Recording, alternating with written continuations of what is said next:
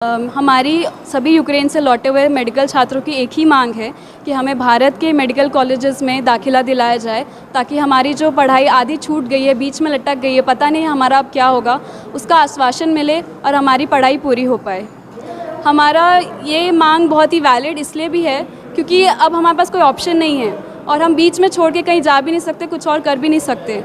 तो हमारी मांग जो है, बहुत सारे स्टेट्स हमें सपोर्ट भी करते हैं इस मांग के लिए, और जैसे कि हमारे भारत से 9 से 10 स्टेट्स लगभग रेडी हैं जिन्होंने बयान दे चुके हैं कि अपने स्टेट्स में वो फ्री की या तो बहुत ही नॉमिनल फ़ीस के साथ हमारे एजुकेशन को कंटिन्यू कराएंगे और अपने स्टेट्स में एक्सेप्ट करेंगे। और हमें इसीलिए मोदी जी से आशा है कि वो अपने वचनों पर खड़े उतरेंगे और हमारी जो एजुकेशन है उसको पूरा करने में हमारी मदद करेंगे। अभी केंद्र सरकार भी एकदम चुप्पी साध ली है, राज्य सरकार भी कुछ नहीं बोल रही है, कोई सहायता ही नहीं कर रहा है। युद्ध होना हमारा कारण थोड़ी है, युद्ध उस कंट्री के में हुआ। और एनएमसी पहले एमसीआई थी, एमसीआई का अप्रूवल कॉलेज में हम गए हैं पढ़ने के लिए, इन्होंने अप्रूवल दिया, हमें वहाँ एडमिशन मिला, वीज़ा हमें मिला, तभी हम वहाँ गए हैं। पहले सेंट्रल गवर्नमेंट कह रहे थे कि हम आपका ट्रांसफ़र करा देंगे नेबरिंग कंट्रीज़ में, आपको भी सुनने में आया होगा। अभी 15th रिपोर्ट जो आई है लोकसभा कमेटी की, उसमें उन्होंने साफ साफ कह दिया कि ट्रांसफ़र पॉसिबल नहीं है, इसीलिए इसका जो भी सल्यूशन होगा वो इंडिया में ही होना चाहिए। तो हमारी राज्य सरकार से और सेंट्रल गवर्नमेंट से ये डिमांड है कि आप जब खुद ये बोल रहे हो, हर जगह बोल रहे हो कि इंडिया में ही कराना पड़ेगा, इंडिया में ही कराना पड़ेगा, तब आप एनएमसी से क्यों बुलवा रहे हो हमको कि इंडिया में कोई पॉसिबिलिटी नहीं है आपकी? अभी तक केंद्र सरकार और राज्य सरकार दोनों बहुत उदासीन रही है और राज्य सरकारें केवल औपचारिकता का निर्वाह कर रही हैं। हमारे पेरेंट्स और बच्चे जो है चिट्ठी देते हैं, स्वास्थ्य मंत्री, मुख्यमंत्री जो है केंद्र सरकार को भेज देते हैं, केंद्र सरकार जो है चुपचाप मौन धारण करके बैठी है। इससे जो है बच्चे अपने भविष्य को लेकर चिंतित हैं और पालक उनके भविष्य को लेकर चिंतित हैं।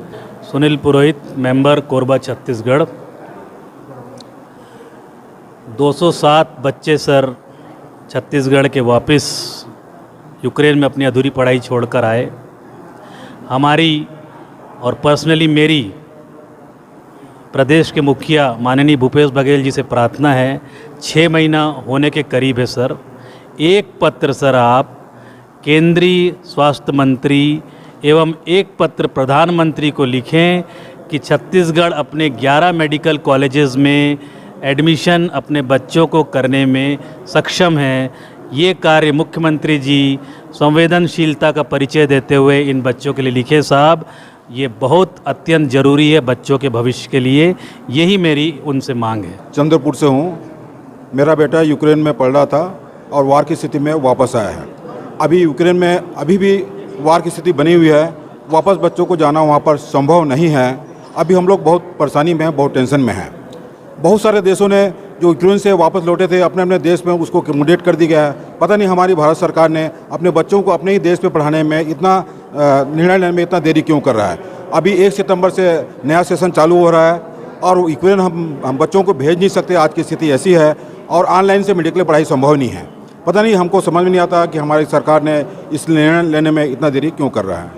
आप लोग के माध्यम से हम ये बताना चाहेंगे और आपसे अनुरोध भी करेंगे कि चूँकि हमारे हम पेरेंट्स और बच्चे बहुत एंग्जाइटी में हैं, स्ट्रेस में हैं, क्योंकि बहुत ही एक्स्ट्रा ऑर्डिनरी सिचुएशन वहाँ डेवलप हुई है, वहाँ जाना संभव नहीं है।